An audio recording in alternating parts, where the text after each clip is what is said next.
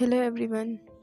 आज के इस वीडियो में हम इंग्लिश ग्रामर का एक इम्पॉर्टेंट टॉपिक समझेंगे, जेरेंड्स एंड इन्फिनेटिव्स।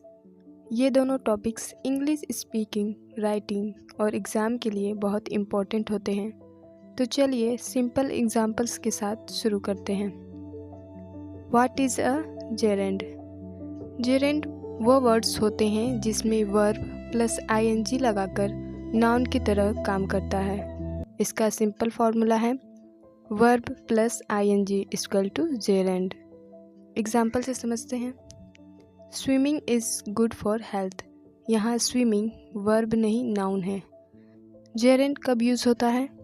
सब्जेक्ट के रूप में। Example reading is my hobby. And second verb के ऑब्जेक्ट के रूप में। Example I enjoy dancing. And third preposition के बाद हमेशा जेरेंड आता है। Example I am good at singing.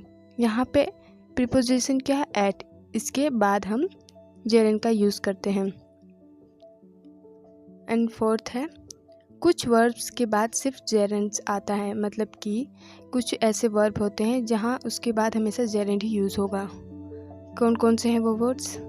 Enjoy, avoid, mind, finish, suggest, consider. एक एग्जाम्पल इसका भी लेते हैं। He suggested going to the market. चलिए अब सेकंड पॉइंट को जानते हैं। What is an infinitives?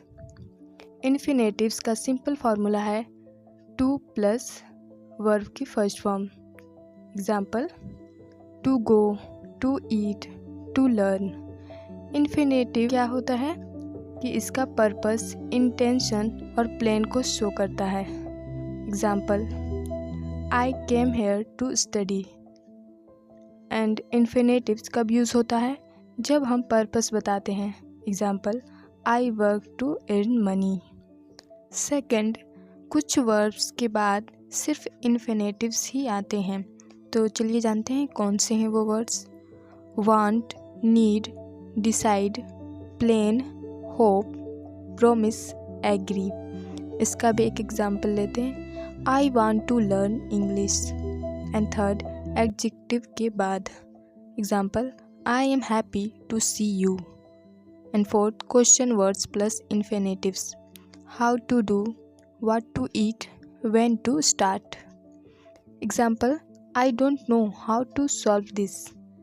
And चलिए थर्ड की तरफ चलते हैं। Gerund versus infinitive difference. कुछ वर्ड्स दोनों ले सकते हैं पर मीनिंग बदल जाती हैं। तो क्या है वो words? First, stop. Example I stopped smoking. इसका मतलब है मैंने स्मोकिंग छोड़ दी। And second, I stopped to smoke. मैं रुका ताकि स्मोक कर सकूं। जो फर्स्ट सेंटेंस है वो जेरेंड है एंड सेकेंड है इन्फिनेटिव। ओके, एंड सेकेंड लेते हैं remember. I remember meeting him. मुझे मिलना याद है। ये है gerund. And second, remember to meet him. उससे मिलना मत भूलना। ये है infinitive. And third, try restarting the phone. आजमाकर देखो। ये है gerund. And second, try to restart the phone. कोशिश करो। ये है इन्फिनेटिव। तो हमें काफ़ी बार ये प्रॉब्लम आती है कि हम हमेशा भूल जाते हैं कि इसे हम कैसे याद करें। तो कुछ इजी ट्रिक्स है जिसे आप इसको यूज़ करके आप हमेशा लॉन्ग टाइम तक इसे याद रख सकते हैं। कि जो जेरेंड होता है उसके लिए हम क्या करते हैं कि प्रीपोजिशन के बाद हमेशा जेरेंड। आप हमेशा याद रखिए कि प्रीपोजिशन जब भी आए तो हमेशा जेरेंड यूज़ होगा। Example before sleeping, after eating, without talking. And second जो इन्फिनेटिव है वो हमेशा पर्पस के लिए यूज़ होता है। तो हमेशा याद रखिए कि जब भी कोई पर्पस आए तो आप वहाँ इन्फिनेटिव का यूज़ करें। Example to study, to learn, to work. और कुछ ऐसे वर्ब होते हैं जो फिक्स होते हैं, उन्हें हमें याद करना ही पड़ता है, जो मैंने आपको पहले ही बता चुकी हूँ कि क्या क्या हैं वो वर्ब्स। तो उसे याद करना होता है, तो आप उसे ज़रूर याद करके रखिए। और अब आगे चलते हैं, हम इसका क्विक समरी ले लेते हैं कि हमने क्या क्या कवर किया है।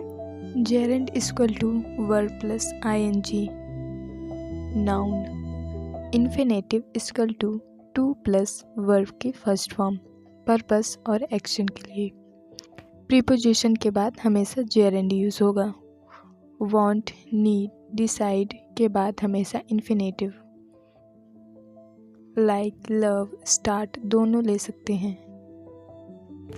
अगर आपको जेरेंड और इन्फिनेटिव का ये एक्सप्लेनेशन पसंद आया तो वीडियो को लाइक ज़रूर करें और इंग्लिश ग्रामर के और ऐसे लेसन्स के लिए चैनल को सब्सक्राइब करना ना भूलें।